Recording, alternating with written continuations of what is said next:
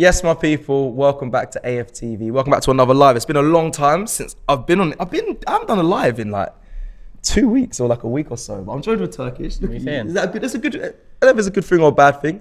I don't know, man. I don't know where you man are these days. I'm just out here, just going live, previews, all of that.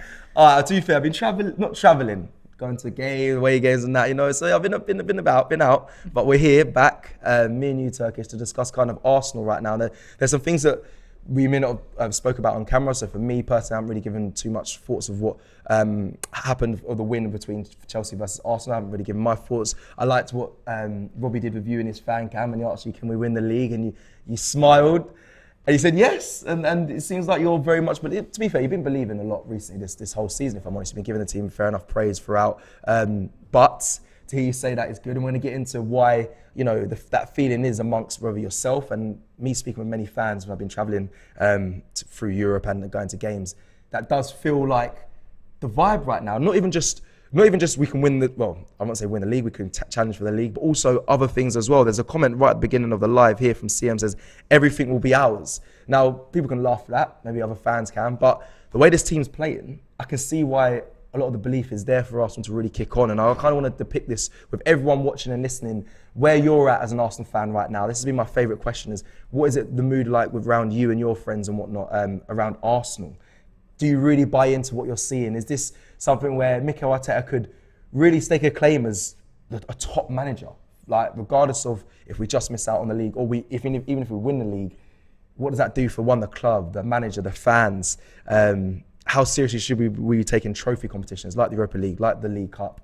All these I want to kind of delve into throughout this live and get everyone's thoughts and feelings. So make sure you guys are in the comments letting us know. We're going to also discuss January as well. Who should we be picking up? What players would you like to see? Who would you like to see? Who needs to be bought to strengthen this side? Do we need investment or not? Have we learned from last season? They're going to feed the kind of questions throughout the live. And it feels good to be back. But Turks, I know you want to discuss about something to do with the FIFA. I know we've been part of it on Twitch and the tournaments, but I know this one's for a big cause. And you'll be staking a claim to see if you really are the as you say, the GOAT of FIFA. Are you really that good? I mean, I'm the GOAT. Zidane's the GOAT, but if he comes back to play football now, he'll be a bit slow. That's what's happened to me coming back into the FIFA land now. You not just compare yourself to Zidane. I'm the Zidane of FIFA. Right. You see what I'm saying? I'm the Zidane of FIFA. Or Zidane, Messi, R9. But the people that do tricks and whoever your GOAT's out there, I'm the equivalent of FIFA. You're the equivalent of that in FIFA. What happens if people but do I'm older tricks? now. I'm older now. They're the glitch gang people, obviously, that's the new school. That's the new age. That's why I'm struggling to keep up. I'll say that's like the Masalas and Haalands and that. All right, cool. So there's still GOATs out there as well. But I hear that. But yeah, let them know anyway, because I know it's a big project. Listen, we've been getting a lot of love on Twitch as well. People, big up everyone that's subscribed to us on Twitch. Me and Cecil have been running the thing with Shorts week in, week out for the last few months, and we've built a nice little following there. But listen, Mike hit us up, Mike from the US, in charge of Gooners versus Cancer. And he sent us a little video explaining more. And there's a couple links in the description. gvcxbox.com if you're an Xbox player. gvcplaystation.com if you're a PlayStation player. And as well as that, you need to apply through those links and also put a $25 donation. All of the instructions are there, but I'm going to pass it over to Mike. Big up Mike as well over in the US. Lovely guy, and welcomed us when we was in the US, and over here is always showing love. So listen to these few words from Mike and make sure you apply. Hey, all you Gooners out there. It's Mike from Gooners versus Cancer. Want to say big up to AFTV for partnering with one of Arsenal's fastest growing charity campaigns run by lifelong Gooners, raising money for the Leukemia and Lymphoma Society to help cure blood cancers worldwide and provide support to families suffering from these terrible illnesses. We are introducing the third annual Gooners v Cancer FIFA Champions League on both the Xbox and PlayStation platforms. This year, we're in a special partnership with AFTV Media. It's a competitive and fun tournament open to Gooners around the world, offering the ability to play anywhere from 6 to 12 games against other Gooners around the world. If you get far enough, you even get a guaranteed matchup against one of your favorite AFTV hosts. Maybe it'll even be lead judges, which is essentially like playing Sutton United in a Champions League quarterfinal. So, you could get lucky or use your skill. So who wants to miss that? Here are the details. Step 1, register for the tournament. Go to gvcxbox.com or gvcplaystation.com, depending on your gaming platform. Create an account and register for the tournament. Step 2, go to www.fifadonate.us and make a $25 donation to the Leukemia and Lymphoma Society directly through the website. You can use a credit card, debit card, PayPal. If you're outside the US, your card or payment method will automatically transfer that into your local currency. Step 3, wait for the confirmation email from Gooners vs. Cancer that you're in the field of 32 and get ready to compete starting on Monday, 14th of November. Your games could be streamed live on AFTV, and if you get to the semifinals or beyond, there are cash prizes, as well as everybody having the opportunity to win signed shirts and other merch from Arsenal. You know you want to play, you know you want to help, you know you want to kick cancer once and for all. Arsenal might not be in the Champions League this season, but you can be. Sign up for the Gooners vs. Cancer Champions League now before registrations close on Saturday. Yeah, I love that. I love that. It's a great initiative, man. Yeah, man. Big up Mike as well, man. And like he said, make sure you apply using GVC Xbox.com, GVC PlayStation.com, but as well, go over to the FIFADonate.us and make a $25 donation. Mike will be going through all the applicants and all the donations, and then coming close to next week, once the Premier League is over, you'll know exactly how it's set, who's in the group stages, all of that. We'll see how it plays out. And a few of us from AFTV will be dropping in after the group stages. So there's 8 groups, 32 teams. After the group stages, there'll be a round of 32. Yeah, round 32 or no, round of 16. It'll be 16. One round of 16, then we'll drop in after that. So make sure you're there, a chance to play us as well, but more importantly, donating all to a good cause, as Mike said. Big up Gooners versus Cancer. And we move, people. We move. And we move. And funny, that's what you lot are saying. You're them big Champions League club. You drop in if you get, dropping late into the competition, like, the Europa League. Is that what you lot are saying? Yeah, you can't do the group stages now. Listen, cool. Is that what you man are doing? Let the young people out there do the group stages, and I'll jump in. I'm an OG. I'm a go. I need to, I hear that. It's saying that. Saying about people dropping into cup competitions. Did you see yesterday? Did you see the draw? United picking up Barcelona. Did you? I know this is an Arsenal channel, but for me, that was hilarious. Yeah, it was hilarious. Don't get twisted. United can beat them because Barca ain't the same Barca that we like. I hear that, but Arsenal has still got good quality in their side. At least one of them are out. That's the main thing. True. And if I'm honest, Barcelona, you say that aren't the same. And no, United aren't really the same either, if I'm honest. They've been scraping through wins as well recently. So that'll be interesting. That'll be very interesting. That made me laugh. I did see a lot of the Man United fans kind of squirm at them getting Barca. It's rigged. That's why you need to avoid it, because it probably would have been us to get Barca. Because look at how many times we got them over the years in the Champions League. So it probably would have been us. A little reminder of the old. But we got our job done. Yeah. That's the difference. We got our job done, finished first, straight through. People in the comments, when is, I should know it's the draw. I'm sure, because people are saying it's next year. I'm sure people are saying in the new year, our draw will be next year, but I need to know if that's just true or not. Let me know in the comments below. I know we've got a funny super chat there. Charlie just said Cecil was in the pre-qualification knockouts. I'm giving up on FIFA 23. I need to go into the mountains and train. I need to unbox my PS5 and really practice before I get into tournaments. And see what happens when people play me? They give up. They throw their PS5 in the bin and call it a day. Listen, it's been a busy couple weeks and months. I haven't had time to really sit down and play games right now. Unlike Turkey's been in the mountains a lot of that. Jake, I don't know how busy he's been, but I'm just trying to deflect. I've got a 2-year-old son, mate. I'm busy. I'm busy. People can log onto my PS and find out the last time I logged in. Yeah, I've been playing Call of Duty. I've been playing. But let me go to Super J. Moses France says, love for the love. Turkish, big up Cecil, and love from India. Big up. Alistair says, big up you, man. My fave to on AFTV. Love the Big Six show too. Big up every time.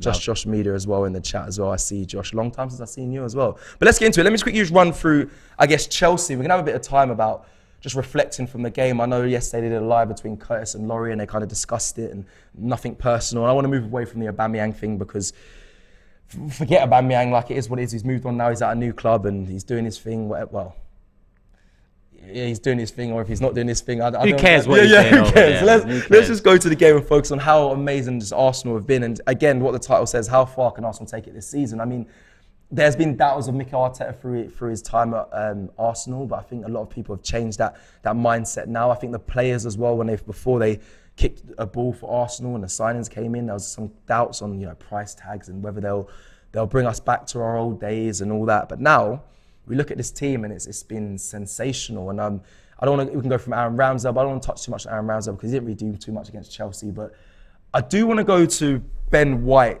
to start with, and I don't know. I'm going to go through individual. No, it's good to start with Ben because we don't normally start with. We don't. With We don't Benjamin, start with as he likes to be Benjamin or Ben White. We never really often start with him, but he has been a revelation, a player that, you know, coming with a big price tag, came from Brighton and 50 million, playing centre back, and then obviously when Saliba came back, had a bit of a challenge whether he was going to keep his spot or not. There was a lot of conversations of what happens with him. Ended up taking the right back position due to Tomiyasu not being available, and absolutely just is nailed on. Not being spoken about enough of how solid he's been. Every test he has, he's come through with flying colours, and I can't speak highly of him. One, because I'll put my hands up, I doubted him. I think the price tag was too much. I thought, you know, for a young player, can he live with the test of playing for Arsenal with that price tag and having that pressure from a player also doesn't come from a footballing family as well. I know that sounds like a small thing to say, but most footballers I know of have football within their family, or they've watched it for most of their lives and they love the sport. Ben White's an anomaly to that. Never had that. Says his parents don't enjoy football, not fans of football, and he wasn't a person who watched it from young. And he reads the game so well. I just don't, for a man of his quality to understand where to be, how to defend, how to recover, is sensational. I have to give him his flowers. One thing I have to say though, bro, keep your top on, please, bro. That's one thing I have to mention. What's going on, bruv? It was raining at Chelsea, pissing down with rain. Final whistle. Off, tees off, holding it up, thinking blood. That's probably what you'd be like then. You dickhead. Am I lying? No, you're not. That's what I'm saying. Cecil would definitely be. I'm sure when I first joined this business, this guy was taking his top off in the office, and I'm just there looking at him saying the same thing. Is this guy all right? It was hot in the office, but the heat was on, bro. What heating?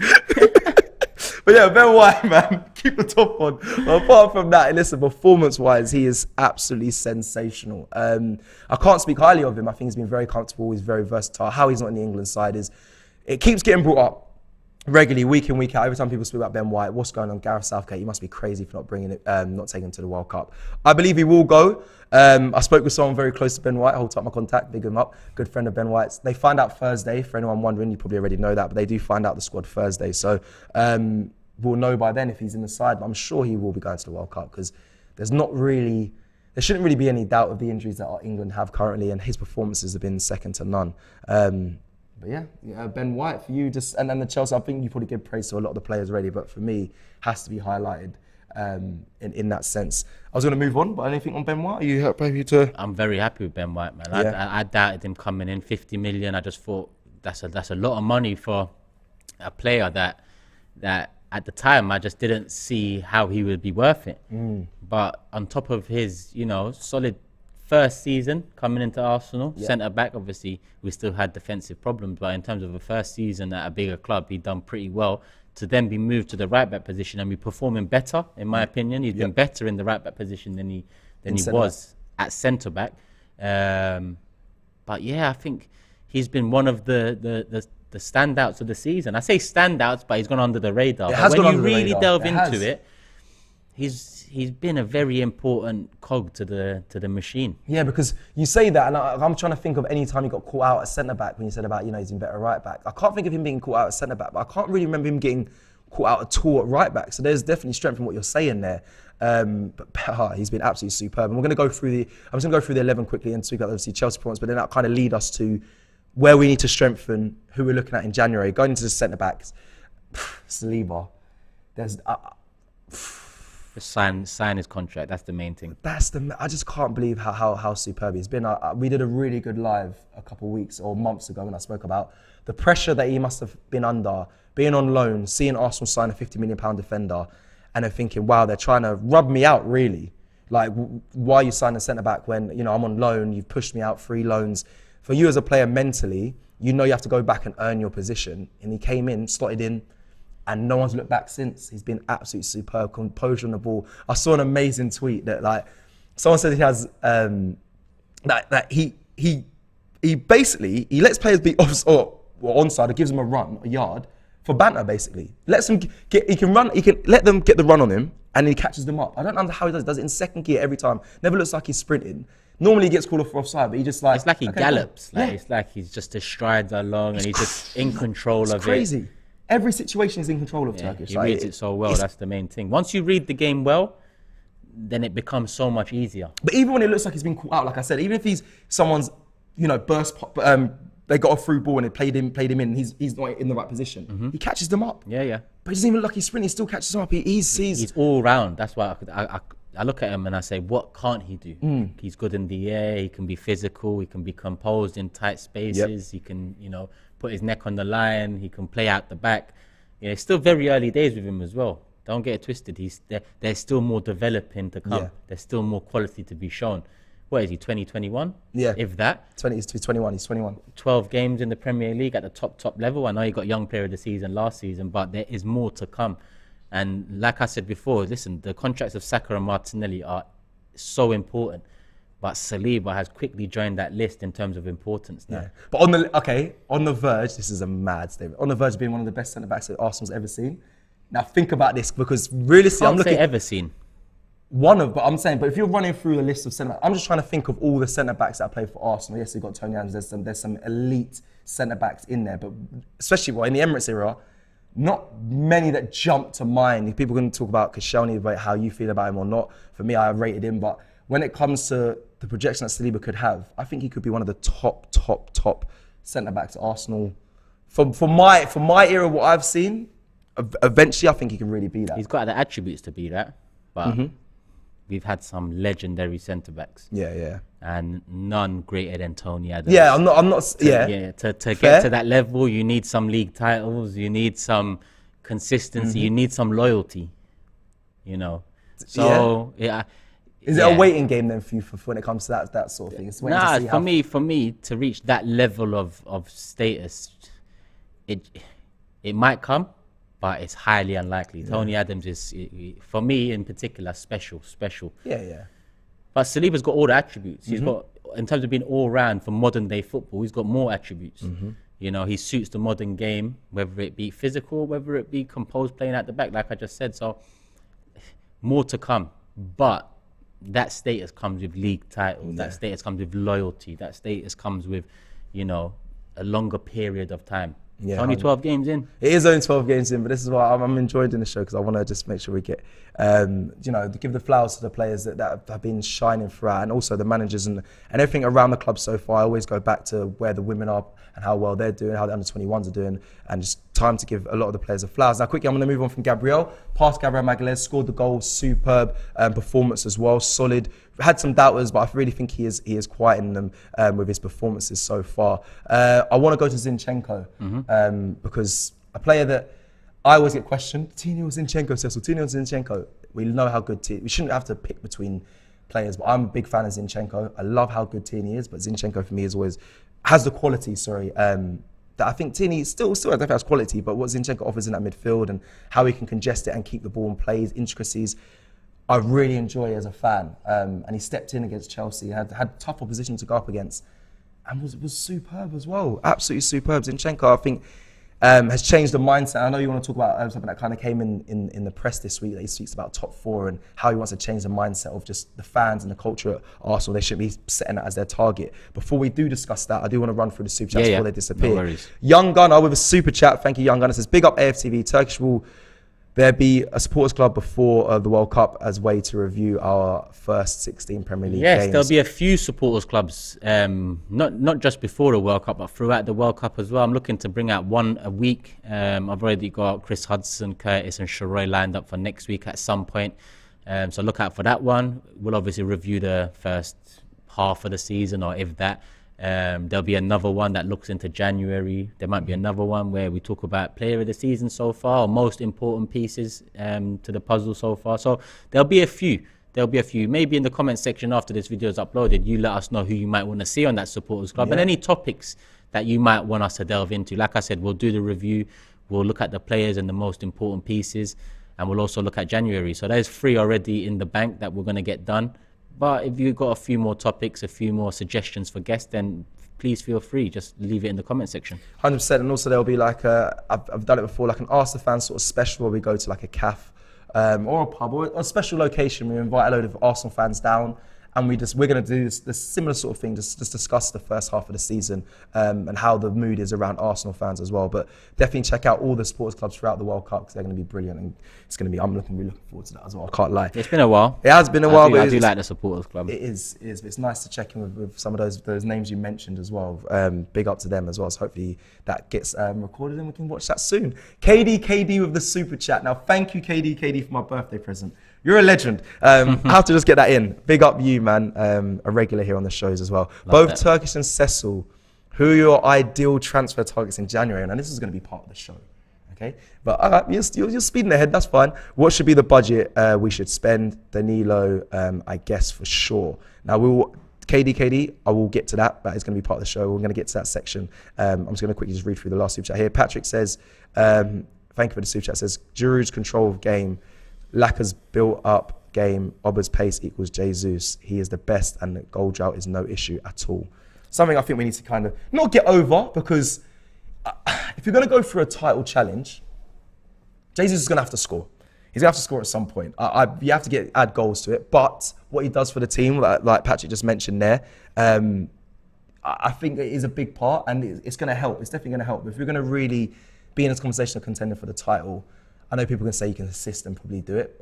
You would want to expect, you'd expect more goals from Jesus. But apart from that, his play, taken out of the air, how he takes it out of the air and barges the defenders and has control of the ball is super. It's probably one of the best I've seen so far in the Premier League. I know Harry Kane does it, but he does it physically, as in cheating wise, like uses elbows and stuff. So he does do it very well, but he does it not as clean as Gabriel Jesus. That Brazilian flair is sensational, and may it continue. But yes, goals.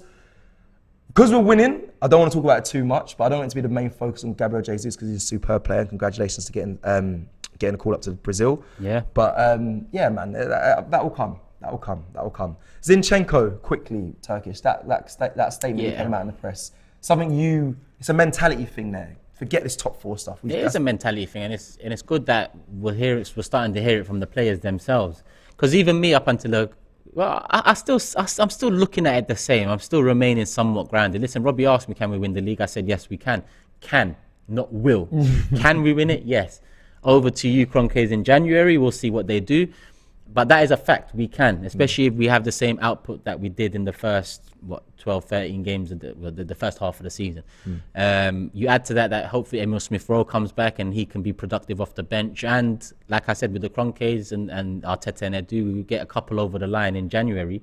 It could really go a long way, depending on where we are. Is your opinion changing on the Kroenkes? I've been wanting to ask. No, there's no chance of that because we're only heading back to square one in terms of the Kroenkes. I can hold my hands up with Arteta and say, my man, I was wrong. I can hold my hands up with Edu and say, okay, like you've done some good. Like my doubts at times, they're slowly but surely being, put to bed. But with the Kroenkes, aside from sticking with Arteta and Edu and giving them the full support, they haven't shown me that they've changed from when I initially got frustrated all those years back. And by square one, I mean square one is, I was angry in Champions League with the Kroenkes because they'd never build on that. Right. We made Champions League year in, year out, and there was never no ambition to, number one, go and challenge for the league and build, or number two, go for the Champions League. It was always, we got the money in, we secured top four's a trophy, and all of that nonsense. You tell Zinchenko top four's a trophy. Does it sound like he's a man that takes top four as a trophy? Just from them comments alone. Yeah, he said it in the media. Whereas before we had a manager saying that top four is a trophy. So that kind of drips down into the, if the guy is saying that, it drips down into the players as well. Part of the reason why probably our squad around that time was so when does it change for you? Well, when does it change for you then, Turk? So say if we, it's not probably going to happen, but say if we win the league this season, success this season doesn't change your viewpoint on Kroenkes yet. Is it a period of time? Is it the next 3 years maybe that you have to assess if it? If and it's a massive if we was to win the league this season, massive. Majority of credit goes to Arteta and Edu. The vast majority, because they would have just done it out of nothing. It's not like it's been coming. Yes, we've been moving forward, and yes, we're getting better, but a league title, no one expects that this season. Yes, we're in a good position, and yes, we can, but no one expects it. No one can say we will. Completely with chest anyway. So for me, it's the next 3 transfer windows. It looks like we're getting Champions League football back. What are you going to do in January? Now we've got a chance to win the league. What are you going to do? what are you going to do next summer when the Champions League money's back in? And then what are you going to do the summer after that when we should get Champions League again? Because that's when I initially got frustrated with them. Yeah. We was in Champions League when we sold Van Persie to United. Mm-hmm. You know, we was in Champions League all of those years, and they continued selling our best players. They continued letting the team down in a sense. They'll bring in Ozil one year. They'll bring in Sanchez another year. Yeah.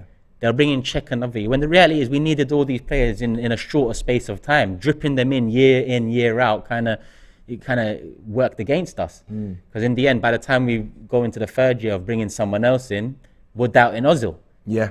Then it's Sanchez goes to United. You know, so we need to be quick with how we move. We need to improve in every transfer window if possible. And again, that's on Arteta. Arteta said you need to improve in every window to keep up with the best. It's not me saying that. I quote him, and he's right. Yeah, and if the Kroenkes are doing that, you'll give them the credit for doing that, and so, or you still? It's not one. If in January we go sign, let's say Mudryk, I'd want him from Shakhtar.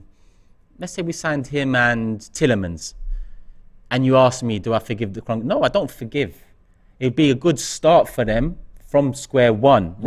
I'm going to re-emphasize, we are going back to square one. Okay.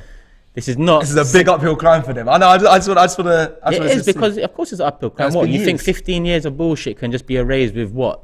Making top four again? No chance in hell. That's why Arteta Edu, massive credit, massive credit. But fans out there need to understand. Kroenke still got a lot of work to do to change around, my opinion anyway, and probably a lot of fans' opinions out there.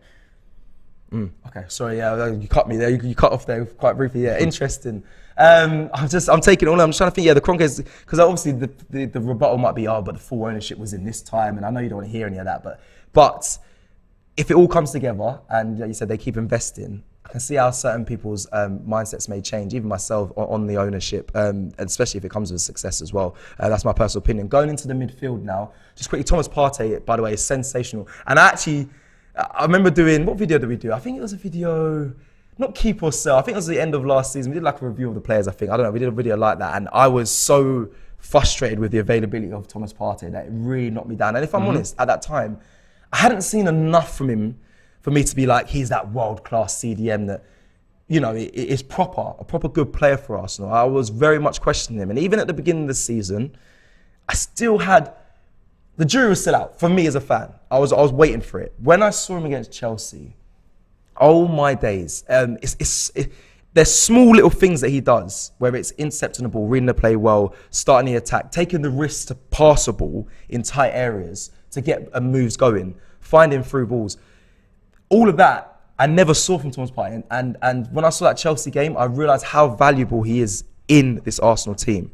And then for that as well, it makes it evident, I don't want to be too harsh on Lokonga, but evident of the quality drop when he plays in the side compared to Thomas Partey. That is a position where I think we must strengthen in January. And definitely, people go and we speak about, replacing Granit Xhaka, but for me, and this was actually towards the beginning of the season, my thing was always no, Partey should be the one we should be looking to have cover for. Maybe not replace, but I definitely have cover for. And now I really, really stick to that and emphasise that. And I really want to see a centre defensive midfielder come in January. I think the World Cup will tell a lot.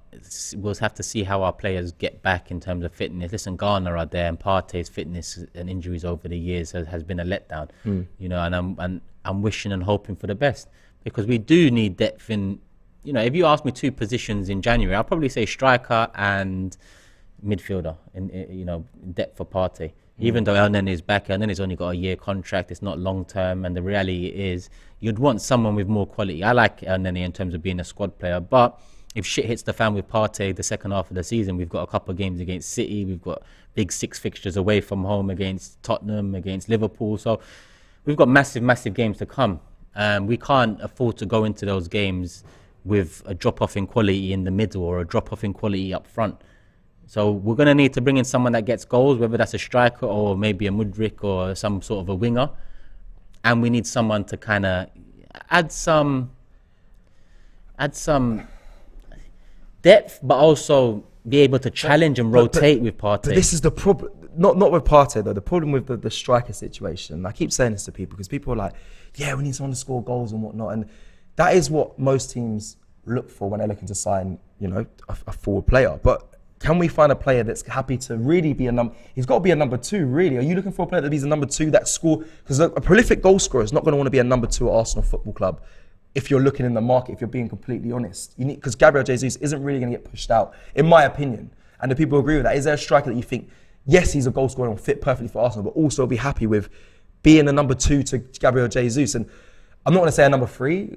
We're looking for someone, I guess, that's in between Eddie Nketiah and Jesus level. So what player springs to mind now? I see a lot of people speaking about Zaha, Wilfried Zaha as well, and I've always been a big fan of Wilfried Zaha.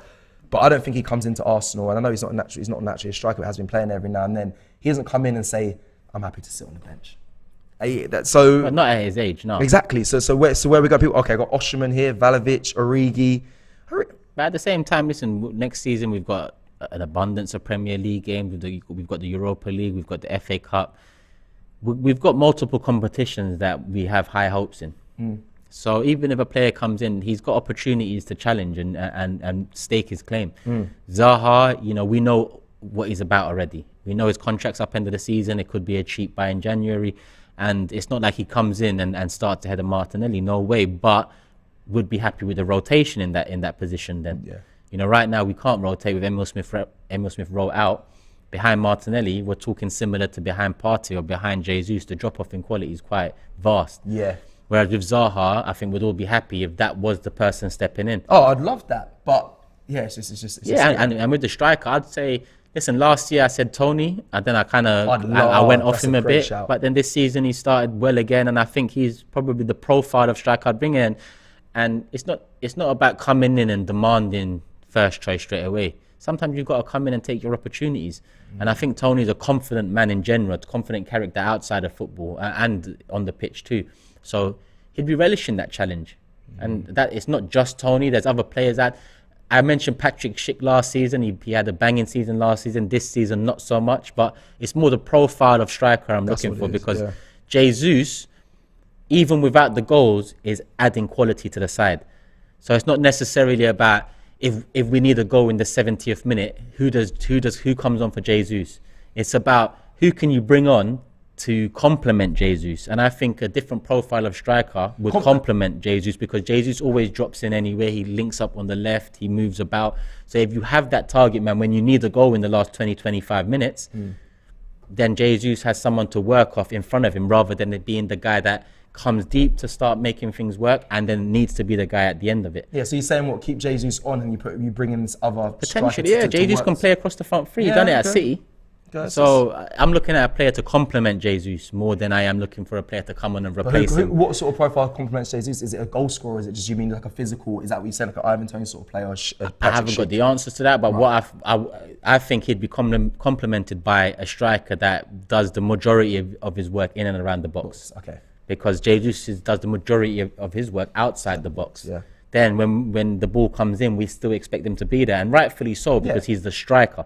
But the reality is, when you're doing so much outside the box, there's going to be times you're not in there at the right times. Let's bring someone in that is going to. And to be honest, Eddie is a guy that generally. He's a poacher. Up until more recently, he tends to be a poacher. But then more recently, I think he's looking at Jesus or he's looking at himself and he's trying to add things to his game. And Eddie kind of drops a lot now as well. It's not like he comes on and he's just in the box waiting for the scraps. That's very true. So I'd like a striker that's big. You can change it up a little bit with him, but he's also, technically gifted enough to bury his chances. Yeah, maybe Olivier Giroud. But that profile's not a bad profile. I'm not saying bring Giroud back, but that's the profile. I hear it as well. I see the super chat there. My inner Turkish. Wow. What a name. Let's read out. But inner Turkish with a super chat says, I'm worried that we'd turn into Farmers League when we have 2-3 clubs with super rich owners. You think we'd be able to sign proper players in the next years, I guess. We'll get to that. We will definitely get to that because we're going to talk about January and whatnot. We have 2-3 clubs with the super rich owners. Do you think we will? Well, obviously Liverpool are up for sale now, apparently. The first buzz around it was, they're going to have this oil money and then these owners are. Today I'm kind of listening to reports saying it's an American consortium that's closest to it. I don't really know what's going on, but no one knows how that's going to go. Lovely Take care, man. Sorry, Lee's in the background. It's distracted me. But what was I even saying? You said about the American owners. Yeah, so no one really knows whether whether FSG selling is going to be good or bad for Liverpool. So park them to the side a sec. Manchester City. It'll take years as well for this all to go through. Listen, Manchester City bend the rules for sure. They bend the rules. When you look at their new revenue and all of that, their rules are bent. But the fact of the matter is, FIFA, UEFA, the governing bodies in charge, they allow for the rules to be bent. So if that's the case, my thing is, might as well bend the rules as well. If it's there to be bent, why not join the club? You know? So at the end of the day, I don't look at that as an excuse. I look at it as, we've got billionaire owners too. When you look at the top 10 richest owners in world football, Kroenkes are there as well. You know, not necessarily oil money, but they're billionaires. So they've got the money to make things happen. To do that. So it's not about looking at Manchester City and saying, oh, but they bend the rules, there's no chance. It's about asking why we can't do similar if they're getting away with it, which they obviously are. And it does feel a lot better seeing the way we play, the way we've gone about it as well when it comes to buying players for not crazy figures and the top stars of the world in football. There's kind of names that go under the radar, and what we're doing off the back of that with a young team, it makes it feel so much more sweeter, and it gives you a lot more chest when you're speaking to other fans. You probably saw the who's a bigger club between Arsenal and Chelsea, the preview we did. So we have a lot more, more chest and more leg to stand when it comes to that. So I appreciate that more than just having a super rich owner that just spends loads and loads and buys it. But like you said, Liverpool upsell now. Appreciate it more, but football has changed a lot to the point where even if you do it the right way, you might get one league title out of it. And the reality of the reality is you want more than that. I hear that, but right now we'll definitely take one league title. Yeah, that's what I'm saying. I know what you're saying. You just want to keep winning, no matter where you do it. But I don't know. I like the way we're doing it. Arsenal have built themselves up, ground up anyway. Yeah, exactly. So it's not like if someone came. Well, not someone came. It's not like if the Kroenkes just switched it up and just started spending. People can say, "Oh, money made you." Money did not make us. Never. So, the question is, would you take one title doing it the right way, or 6 titles doing it bending the rules? The answer is more often than not going to be the 6 titles over 10 years bending the rules. We're different to Chelsea and City. Obviously, the money coming in made those clubs what they are today. We are different. We made ourselves and the money, and obviously we had more money than other clubs back in the day, but we would never been that team. Look at the way United used to spend in comparison to us. Even still. But we're not in that period where over those 7 years, I think from 98 to 04 or 05, we won 4 titles. No, they won 4 titles. We won 3. That was a real competition. They was treble winners. We was invincibles. We was doing it the right way then. I think football's come so far now that the right way doesn't necessarily bring in long-term success. It might bring long-term stability. But I also look at Manchester City as a stable club. People might say, oh, but their owners might decide to call it a day one day and then that's it. But people said the same about Chelsea. When Roman decides to call it a day, what happens? Well, Todd Bowley come in and spent 250 mil. And he is American, but he's coming very differently to Kroenke, to FSG. Not so much Glazers, because Glazers spend money anyway, but that's the club making the money. But Todd Bowley's coming in, and I think he's different to Kroenke and different to FSG because he's already spent more than I think the Kroenke spent in the first 10 years of their ownership, or small ownership, whatever. It is a worry. It is a worry because I'm now looking at Newcastle and think, boy, they're doing really well, and they're going to start spending, and they might be that City side. That might be them next, spending all that money and buying their way to success. And like you say, for me, it feels sweeter as a fan from when I'm sitting. But again, they're not going to care. Newcastle fans aren't going to care if they're winning titles and become the new City. So I hear it. It's just right now, I like the way how Arsenal, like you said, the ethics, how we came through from the ground up, basically, and we continue that ethos and mentality and culture throughout. The club, and it feels sweet as now being at the top of the Premier League with that. Quickly, just Granit Xhaka had a really good game, had a really good season so far, changed a lot of people's perspectives on him and their opinions. Superb. They didn't show, right, when him and Trevor Chalobah got into it, there was him, he's half smiling, but when they're walking back, they get to around the halfway line, he hugs Trevor Chalobah and smiles at all the away fans, and we all give a big cheer. I don't know how no camera caught that, but it was hilarious. The thing, because he's doing so well, we love that as fans, right? And I love that. when things were going bad, I can see why that would wind people up, and I can see other fans would think Granit Xhaka is annoying. I can see why they wouldn't like him, but now he's in such good form, and what he does for this club, and all these little tactics to waste time, wind people up, the dark arts. I love it. I really love it. Granit Xhaka, There's a time and a place for it. If your team's not performing and you're doing those sort of antics, then yeah, people are gonna be like, come on, like sort out your home first before you know, chest out, or before you say that's me. But Xhaka this season, for example, if he does get a red card one day, because generally he likes to go in and he likes to, you know, be physical, which is something I like in general. If he goes in now and gets a red card randomly, am I going to look at him the same way I did previously? No, because he's performing for us. It can happen. I want my players to be physical as well. I want them to be imposing. I want them not to shy away from tackles. Like Patrick Vieira got all those red cards, but no one really he spoke done about dirt. it. Right. He done dirt. Fuck a red card every once in a while if you're doing dirt. So the same thing for Xhaka. Xhaka's been doing dirt this season. So, you know, when you're in a good position and things are going well, then stick your chest out. Do what you need to do. You know, we can understand. We'll get behind you. And that goes for any player out there. Yeah, let's go to quickly just... I should read the super chat here. Young Gunner says, I'll take Mitrovic in January. Let's be real. No disrespect, but he's at Fulham. Him, Tielemans and Danilo from... I'd take Mitrovic, 100%. Would you, yeah? Yeah, 100%. That's definitely... Imagine bringing him on. Like, he'll cause problems. He'll definitely be in and around the box. You know, for me, Mitrovic he would fit the system. Again, I always go back to the question: will he be okay to play number 2? I mean, he probably would. He's at Arsenal Football Club. Would he? Would he? Yeah. Yeah. I think just because it's a bigger club. At Arsenal Football Club, second choice striker can play, you know, even a minimum of 20 games. You start performing well, that could, you know, be touching 30 and more. Yeah. And especially if you're doing, you know, fighting on all fronts. Mitrovic is a good shout. Ivan Toney was also one that I had in mind as well. Mitrovic. And then someone said there, Bojan says Mitrovic and Jesus can play together. Having them both on actually would be a serious problem. What's Mitrovic's main asset to his game? He scores goals, but like, he's not. I don't see him burning players for speed. He's definitely physical. So I guess it's, what is it? Is it goal scoring and physicality? Like, because I'm just trying to think how they complement him and Jesus could work together. I think being physical would be his main. Listen, I don't watch Fulham week in, week out, but physicality tends to be his main attribute every time I see him. He's a nuisance. He causes problems. You know, he'll leave one in. He'll you know, make the defenders think and look over their shoulder and cause problems because he's just in and around that box. That takes attention away from Saka, Martinelli, Jesus, and so on. Yeah. So I think Mitrovic, it's not the star signing that a lot of people might want. But it's a signing that if you can get him for the right price and you can get him for the right wage, then I wouldn't mind it at all. Because I get it as well. Don't get it twisted. There might be people out there saying, no, we need a 20-goal-a-year striker. And I get that as well because I think we do. Yeah? Okay. But if you can get a Mitrovic over the line in January and you know, he's not a 20-goal-a-year Premier League striker. He hasn't proved that yet.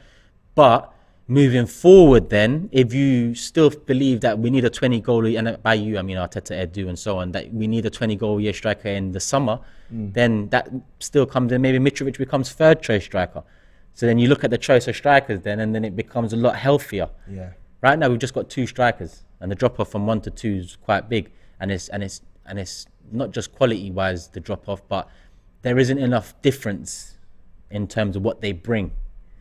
Whereas Mitrovic is definitely bringing something different to Jesus. Tony's definitely bringing something 100%. Different. So it's interesting because I'm just thinking about all the strike situation within the Premier League now. Obviously, Pep kind of changed that thing. We don't need a striker to win the league, and now he's obviously got Haaland. I'm just thinking about all the strikers that are currently in the Premier League, and obviously you can outsource from outside of the league. But yeah, I think Mitrovic would definitely be a benefit to his Arsenal side. I'm just trying to think, who would be the best options. We'll get into that when we finish off these last few players. Just the front line. I won't go into subs or anything, but I will go into Saka and Martinelli, Turkish, just quickly.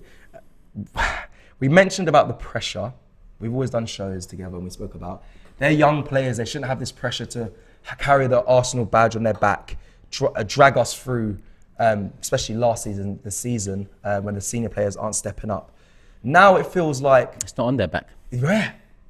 Because, number one, Jack has stepped up. Right. Partey. I like this conversation. And we brought in Jesus and Zinchenko. Yep. And the back line as well. I know they're young. That is the experience there. Yep. Between age and between winning stuff, those are the 4 players in the first 11 that I look at. And I say Jesus, Partey, Zinchenko and Xhaka.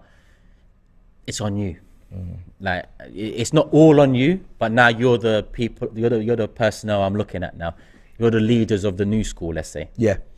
So whereas before, you know, these men were just coming up and dragging us along, and you know, Saka was the main man last season. Partey was there, but he was missing at times through injury, fitness, and so on. Xhaka wasn't the same Xhaka we've seen this season.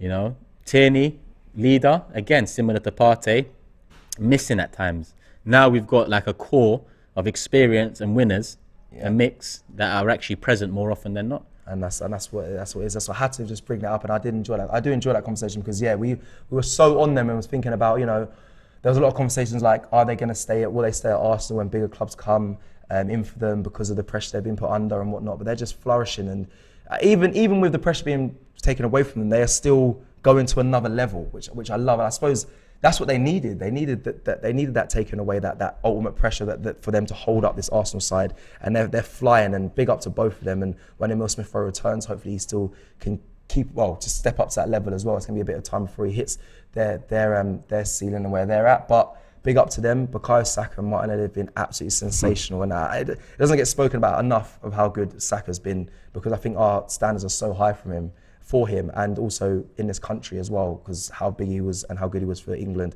in the Euros. But need to keep giving him his flowers, because I think he's my favourite player. I think he's been absolutely superb. So big up Bukayo Saka. That is it. I had to just run through some of the players and just how good it's changed. And I do want to get into quickly January for the closing of the show. And I've seen a load of names be popped up for players and where we need to strengthen. Turkish is kind of where we're going to end. I want to get everyone's opinions and who they want to see. Murdoch has come up quite a bit. Tielemans, João Felix, Vlahovic. People are talking about obviously bringing Balogun back because he's doing so well in Stade de Rennes. I think he scored the winner this week or last on the weekend for Stade de Rennes as well. Also flying and flourishing at his club on loan. A lot of the loanies are doing well. Charlie Patino, I've spoken about this before though. All the loanies are really thriving, and I do wonder about Balogun, because to me he has the same profile as Eddie. In my opinion, I think a few more loans will do him well, like the Saliba. That's a Saliba story. I think he may need another loan, but he's doing very well. I don't think it's the time to bring him back. I think it is more time we go look to strengthen in January. A midfielder for me and a striker. Is that the kind of the same for you? Do we need cover anywhere else? Trying to think right back, left back. We've got enough cover in that position. Centre back.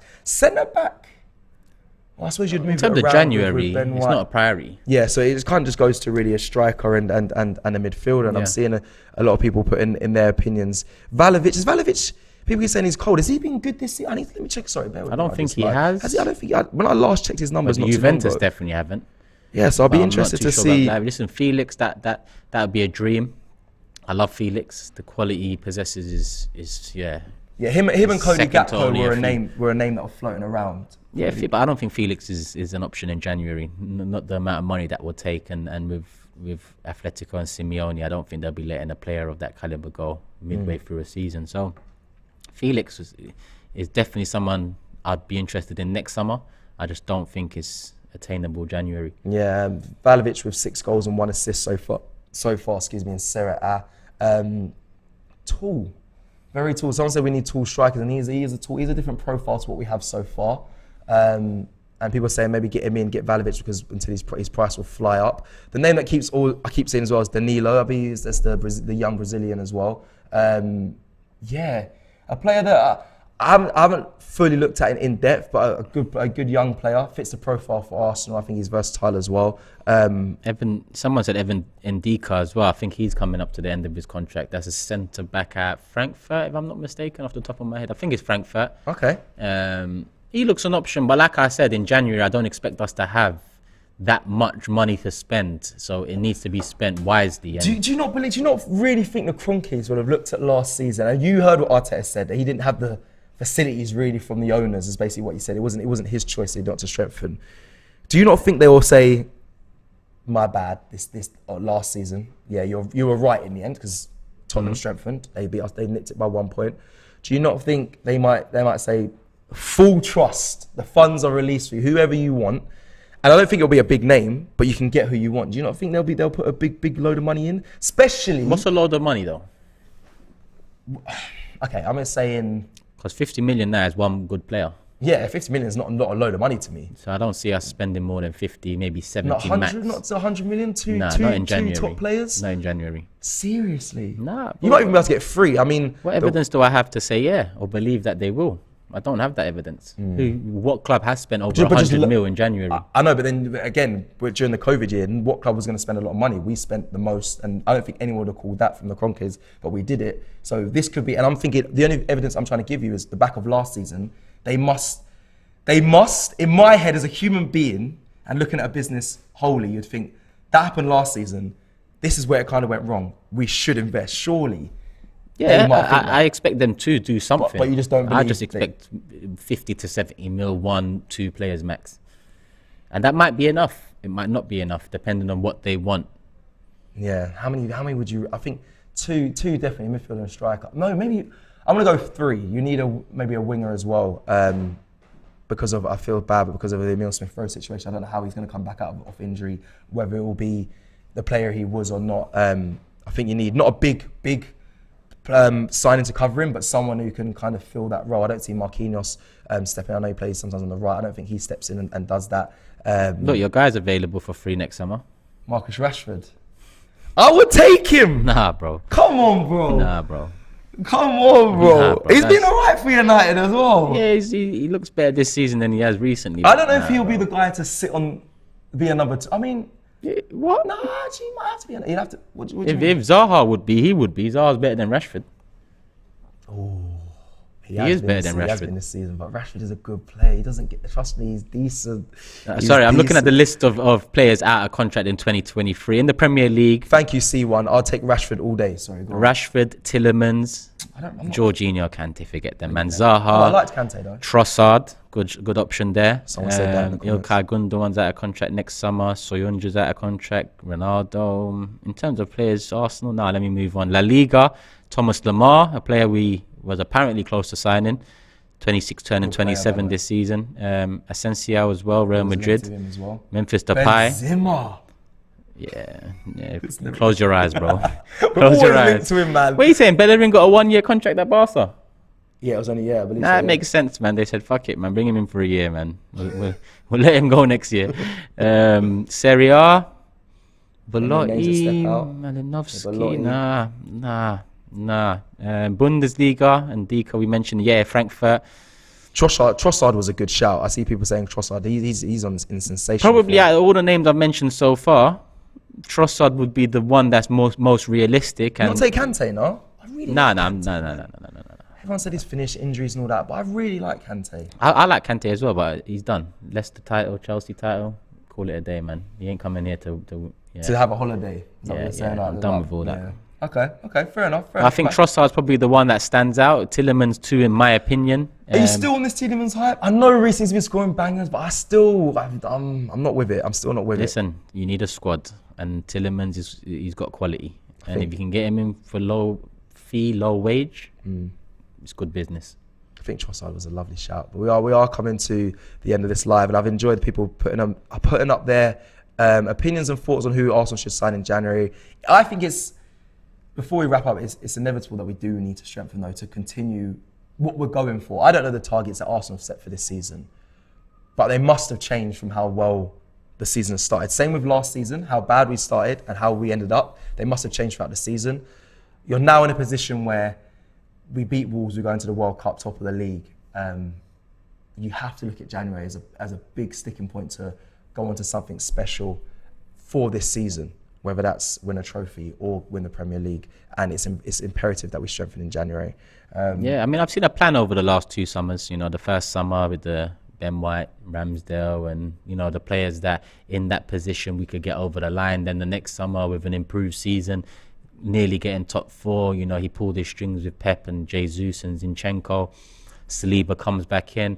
The next summer now, I assume Champions League football, and I assume that is the next step of their plan. So they should already have targets that fall in line with Champions League football. And by that, I mean the quality that you need for Champions League football. Not just starting 11, but in terms of squad as well. So I expect them to have a plan. Just give me your 2 before we wrap up. The 2 players. January? Yeah. Realistically, because I don't see Zaha working at Arsenal personally. He's a great player. I just don't think with Arteta and that's just I generally believe that wouldn't work. But who would? I'd love him here, but I'd love Mudryk, but Trossard is more realistic.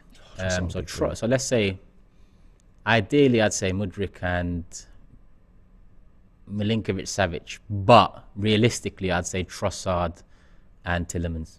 Okay, fair enough. I want to say that. Trossard, he's quite similar to a lot of the players we have, though.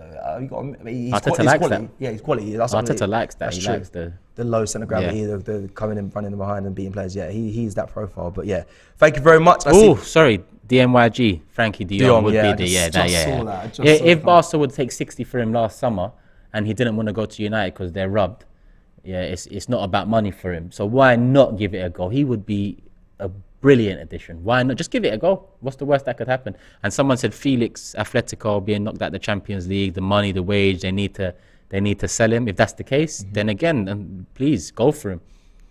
Yeah. All right. Well, I'm gonna end it there. I had a thought, and I'm just trying to think because it's not about we've got a super chat coming in the last minute. It's not about them being number 2, I suppose, to Partey. I mean, yeah, Felix would be good, and De Jong would be class. But let me go to this quickly. Oh, someone said Musiala. I love him as a footballer. Honestly, super. One of the best young talents around at the moment. Big up Musiala. Not going to happen though for Arsenal, unfortunately. Julian with a super chat to finish up says, Arteta's biggest test for me is how he prepares the team to keep this momentum during the World Cup break. And there's plans of them going to Dubai and playing some friendlies. Hopefully they come back firing from all cylinders as well. And hopefully none of our players that go to the World Cup do get injured. And I do want to end this stream by saying good luck to all the players that have been selected so far for their nations, and good luck to them all. And we'll find out more this Thursday on some of the players that will be playing for England during the World Cup. But so far, so good from Arsenal. Any closing words, Turkish? No, man. All good, man. We moved top of the league, top of Europa. 1 game to go. Worst case, we're a point behind City headed into the World Cup. How mad does that sound? It's mad. And that's the worst case. Best case, we're 2 points above them heading into the World Cup. How mad does that sound? People enjoy that as we close out, because I've really been enjoying Arsenal and their performances and where we are currently. Enjoy the rest of your week. We'll be back for the watch along tomorrow for Arsenal versus Brighton in the 3rd round of the EFL Cup. So check out all of that. Starting 11, the road trips, the fan cams, all coming your way. Social lives, you'll see it all. So make sure you check out that and join us for tomorrow for the match. And we'll see you again very soon. Take care. Love. Peace.